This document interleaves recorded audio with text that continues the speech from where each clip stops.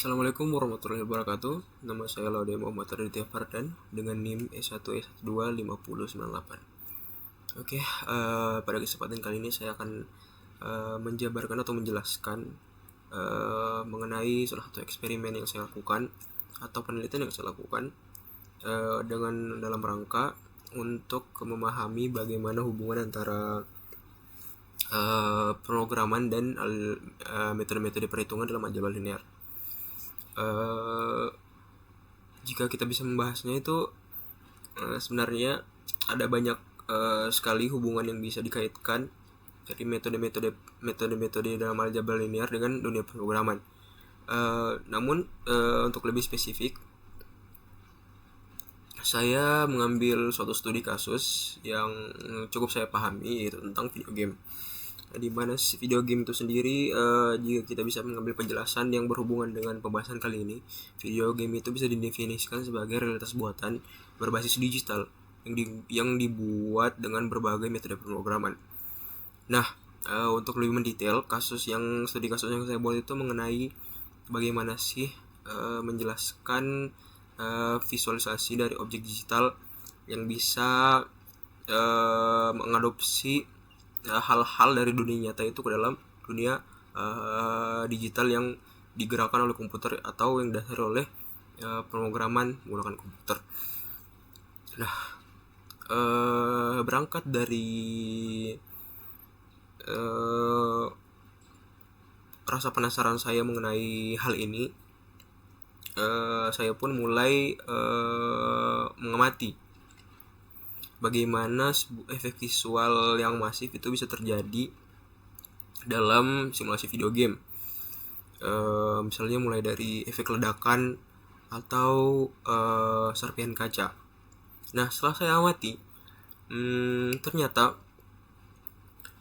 jika dipandang dari performa komputernya untuk memvisualisasikan sebuah hal yang mengadopsi hal-hal dari dunia nyata itu, misalnya seperti pembiasan cahaya atau sebuah ledakan, itu menggunakan sumber daya yang cukup besar.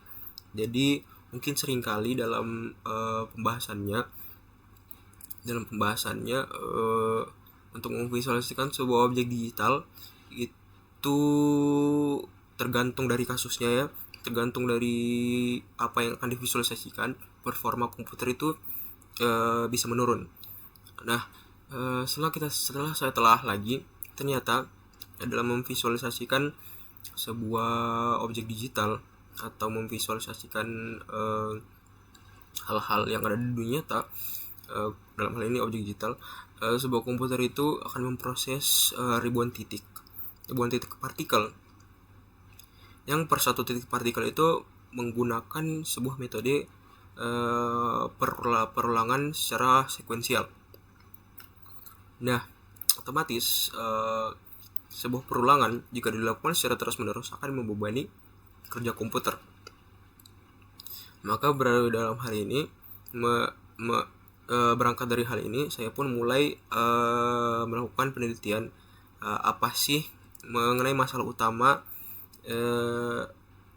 bagaimana sih kita bisa memperingan kerja komputer dalam memvisualisasikan objek digital ini. Nah, di sini saya bisa melihat suatu hubungan dari aljabar linear atau dalam hal ini metode matematisnya yang ternyata bisa sangat bermanfaat dalam membantu perhitungan ribuan partikel yang ada dalam visualisasi objek digital tersebut. Nah, setelah saya melakukan penelitian, ternyata ada salah satu metode dari aljabar linear itu yang memang bisa yang sudah banyak dipakai oleh developer video game untuk memvisualisasikan objek digital tersebut. Nah, metode ini merupakan adalah metode vektorisasi. Nah, skema utama dari metode vektorisasi ini yaitu mereka mengemas seribuan partikel-partikel yang ada untuk mensimulasikan objek digital tersebut ke dalam struktur sebuah matriks yang besar. Nah, kemudian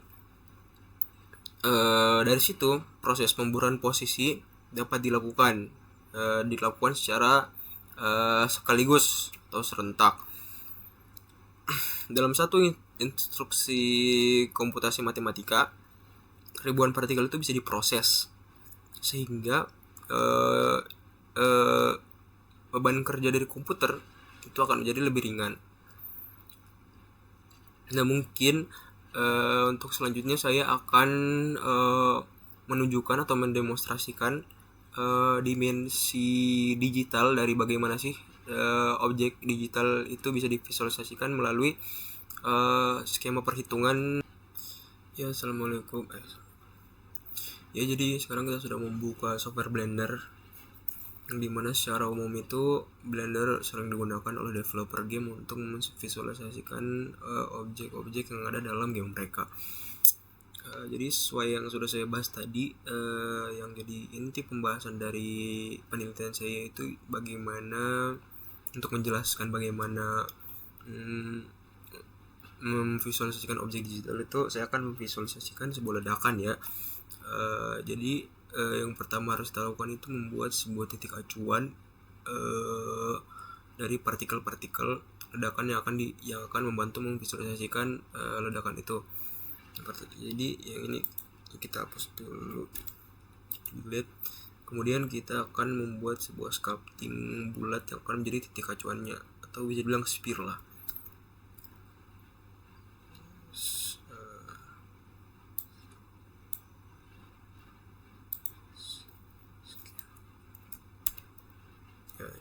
Dan kemudian kita akan pilih sphere.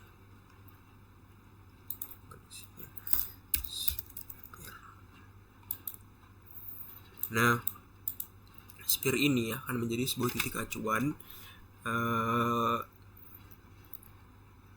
atau bisa dibilang mulainya sebelum ledakannya terjadi. Jadi nanti partikel-partikel kecil itu akan berhamburan dari titik acuan ini, akan mensimulasikan itu dari titik acuan ini mulainya ledakannya. Kemudian kita untuk membuat partikel-partikel acuan ledakannya itu kita ke scripting, tarik jendela ini.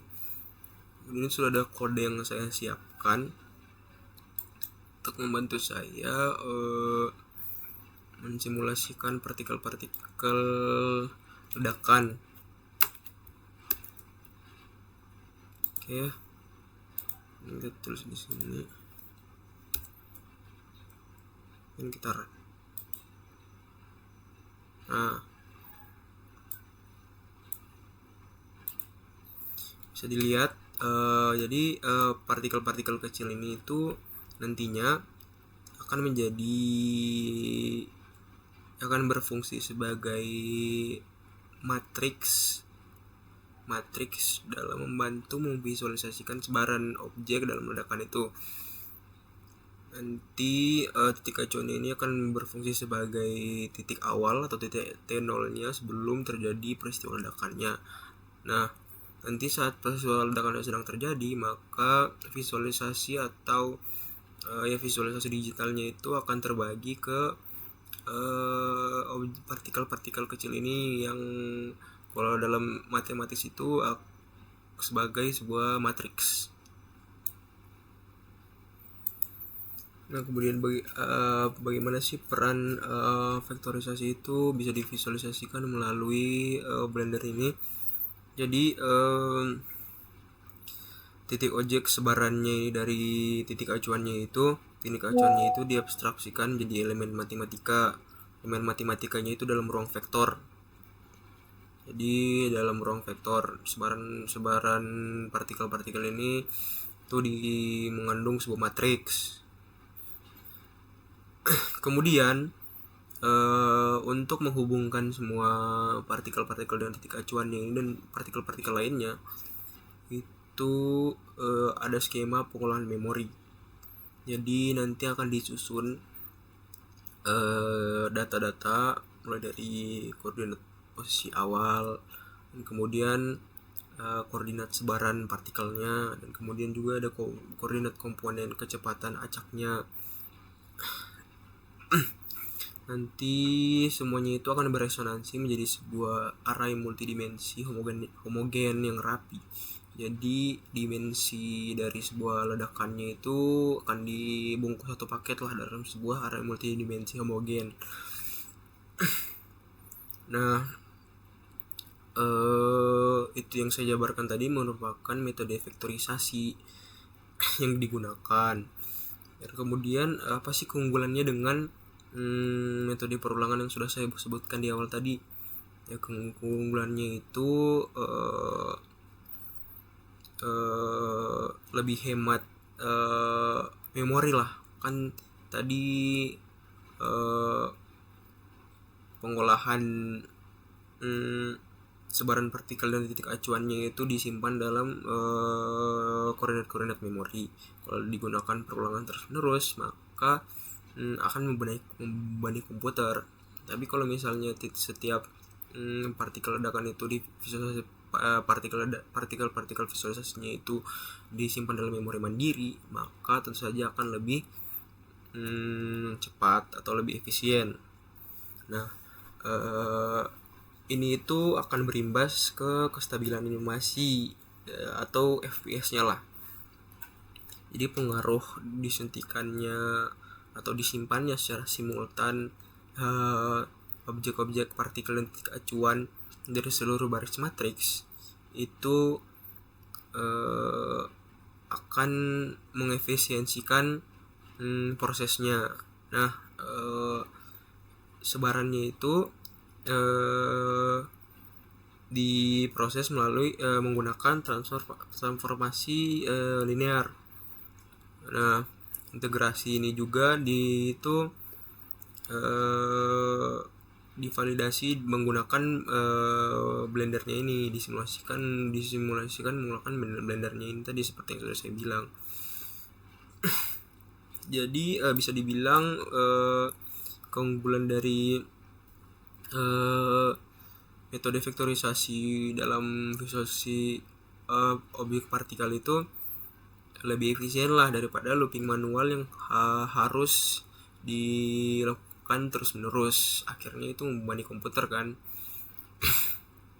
Oke, bisa dibilang seperti itu.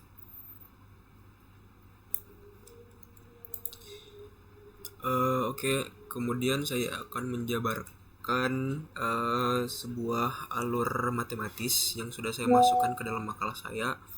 Nah, alur matematis ini saya saya susun untuk menjelaskan lebih jelas lagi mengenai visualisasi dari ledakan tadi. Nah, jadi ledakan tadi itu dimulai dari pusat acuannya. Pusat acuannya itu titik yang sudah kita buat tadi, titik pusatnya lah. Nah, titik pusatnya ini itu posisinya itu ditentukan secara absolut dengan koordinat tertentu. Nah, misalnya kita ambil koordinat sembarang ya, ini sebuah kasus tersendiri ya. Misalnya P-center itu koordinat, misalnya kita berangan-angan lah kalau misalnya koordinat dari titik acuan tadi itu seperti ini: 4.0762 10055 59039. Nah teman-teman, jadi setiap titik maupun titik acuan atau titik sebaran itu dibungkus dalam bentuk matriks, sudah saya jelaskan tadi. Jadi dia dibungkus dalam matriks seperti ini. Nah, dan kemudian kita akan lanjut ke menjelaskan bagaimana sebarannya itu sebaran ledakan itu divisualisasikan. Nah, karena arah sebarannya itu bisa sangat bervariasi, atau kita sebut dalam hal ini Ferrau atau sebaran mentah, itu mentah sekali, maka kita itu harus melakukan normalisasi vektor. Nah, normalisasi vektornya itu menggunakan metode Euclidean. kita menggunakan metode Euclidean itu untuk mencari arah murni dari vektor tersebut. Nah, bisa dilihat itu pada waktu T0, maka otomatis akan disebarkan titik-titik sebaran tadi itu ada 150 arah. Dan kemudian tiap matriks dari titik-titik sebarannya tadi itu ukuran itu 150 kali 3. Visualisasinya itu seperti ini. Nah, dari sebaran mentah tadi kita akan memprosesnya dinormalisasi menjadi sebuah sebaran murni atau vektor murni lah. Nah, vektor murni ini bisa dibilang sebagai apa ya, trajektori paling dekat lah dengan dunia nyata kalau misalnya kejadian serupa itu terjadi. Nah, untuk mengukur tingkat penyebaran energi pada area tertentu, kita itu menerapkan operasi dot product. Nah, tadi setelah dicari sebaran murninya itu dengan rumus ini, V rho sama dengan X2 X kuadrat tambah Y kuadrat tambah Z kuadrat akar. Dan kemudian kita bisa mendapatkan V unitnya. Kemudian kita lanjut ke menerapkan operasi dot produknya itu antara arah partikel dengan arah vektor dengan gaya dorongan utama. Nah, bisa dilihat ini adalah gambar visualisasi dari Blender yang sudah saya buat tadi. Nah, ini merupakan sebuah visualisasi titik sebaran dari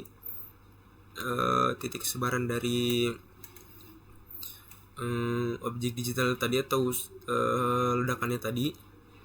Nah, kalau kita lihat di gambar 3.2, kita juga bisa melihat titik sebarannya itu dalam bentuk bidang kartesius. Nah, bisa dilihat ini titik sebarannya itu berpencar ke segala arah.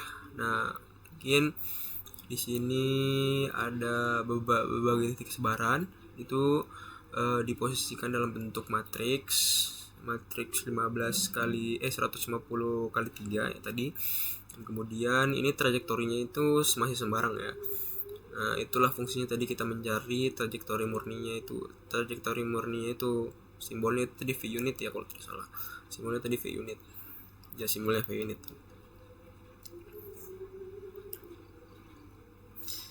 Nah, kemudian dari hasil interpretasi skrip tadi, kita itu kan sudah berhasil memetakan 150 titik sampel objek digital yang nanti saat terjadi ledakan itu akan menjauhi pusat ledakannya itu. Itu tadi saat terjadi ledakannya titik-titik digital ini partikel sebarannya ini akan menjadi tumpuan dari dari kejadian ledakannya itu kan nanti saat disimulasikan ledakan itu akan menjauhi titik intinya tadi. Nah, sebaran partikel ini akan berfungsi sebagai tumpuan dari sebaran ledakan tadi. Nanti dia akan saat ledakan terjadi dan sebaran tadi sudah menyebar dari titik pusatnya, nanti dia akan membentuk sebuah geometri sferis atau pola bola sempurna. Nah, hal yang paling penting dalam pembahasan ini itu mengenai analisis sensitivitas energi berbasis fungsi eksponensial. Jadi sistem itu menerapkan rumus peluruhan energi kinetik sisa seiring berjalannya waktu. Nah, berdasarkan titik 3.1 tadi, kita kan sudah diuji 3 kondisi partikel. Kita akan menguji 3 kondisi partikel dengan daya ledak awal 1,0 Joule pada durasi konstan 8 detik. Dan setelah saya melakukan sebuah simulasi tadi dengan titik tadi, saya menemukan hasil bahwa pada kondisi daya ledak awal 1, Joule itu partikel yang bergerak searah dengan gaya dorong itu memiliki nilai dot produk 1. dan mempertahankan energi utuh sebesar 1,0 joule. Melalui skema yang sama seperti yang ada di Blender tadi, saya sudah melakukan simulasi dengan 3 titik acuan dengan daya ledak yang masing-masing berbeda, bisa dilihat pada tabel ini. Nah, pada tabel ini itu ada berbagai variabel yang dimulai dari kondisi serpihan, vektor satuan, kemudian nilai dot produknya, kemudian energi kinetik sisanya, dan status visual pergerakannya. Nah, bisa dilihat pada kondisi 1, partikel yang bergerak ke searah dengan gaya dorong itu memiliki dot produknya itu 1,0, dan dia tetap mempertahankan energi kinetiknya itu 1,0 juga, jadi itu tidak berkurang sedikitpun.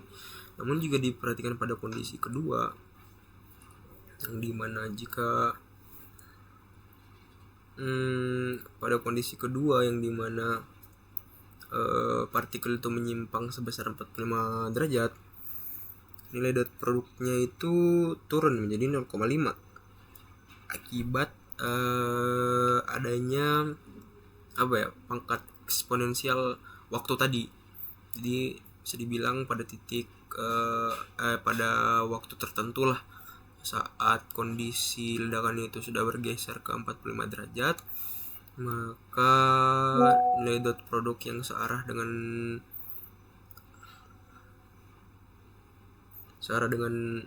gaya dorongnya itu sudah mencapai ke 0,5. Nah, jika dilihat dari energi sisanya itu, maka itu akan berkurang drastis dari 0,1 tadi, 1,0 tadi itu akan berkurang jadi 0,003906 joule.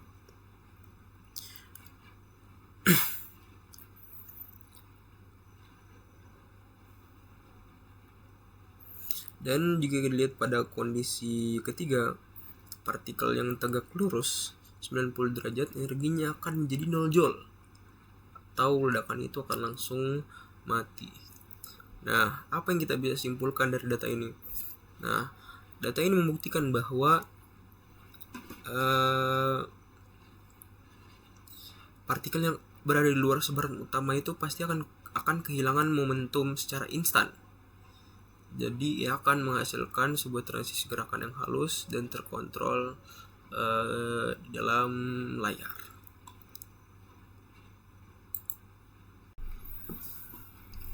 Oke, jadi kesimpulan yang bisa saya ambil dari penelitian yang saya lakukan itu ternyata aljabar linear itu memiliki peran yang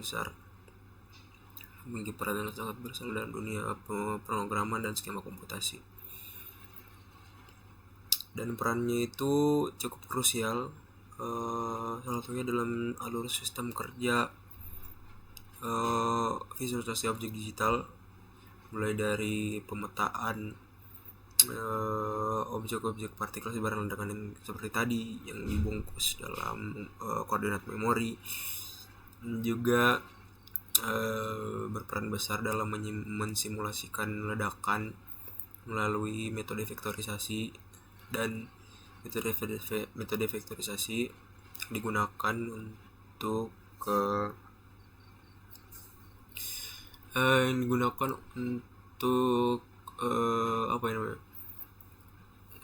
untuk menghitung sebaran trajektori dari ledakan agar bisa semirip mungkin dengan kejadian asli yang ada di dunia nyata. Jadi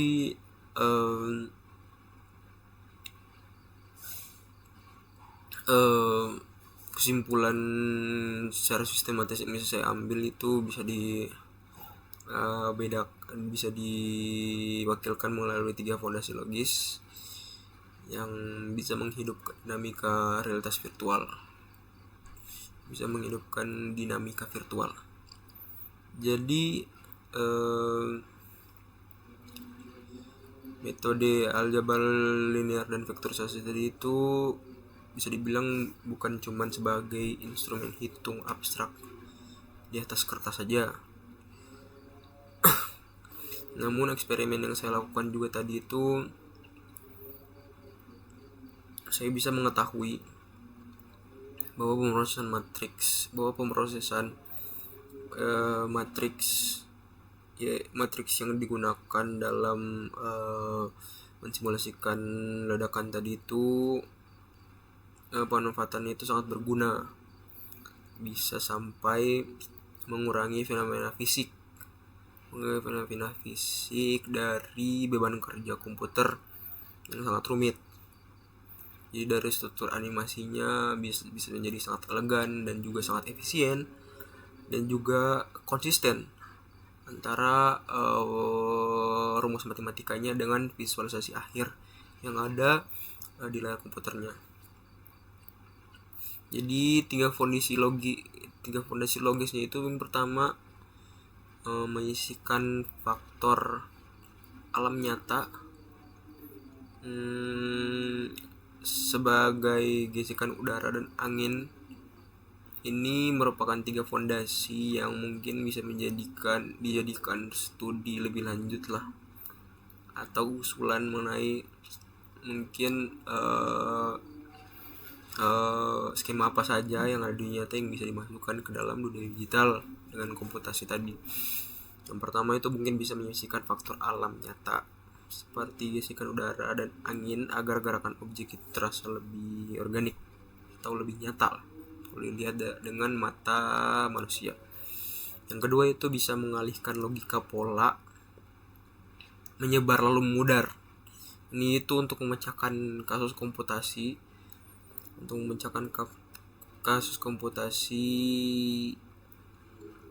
zat cair.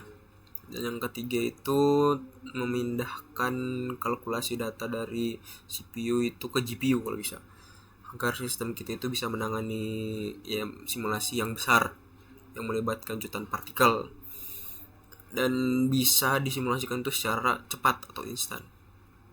Mungkin sekian presentasi yang saya jabarkan, yang saya lakukan, dan apabila ada salah kata mohon maaf.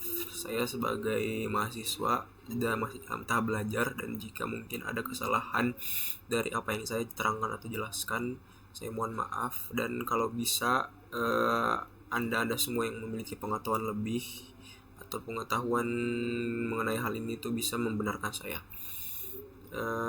Dan saya Laude Muhammad Raditya Fardan dengan NIM E1E12598. Terima kasih atas waktu dan kesempatannya, dan saya tutup dengan ucapan wabillahi taufiq wal hidayah. Wassalamualaikum warahmatullahi wabarakatuh.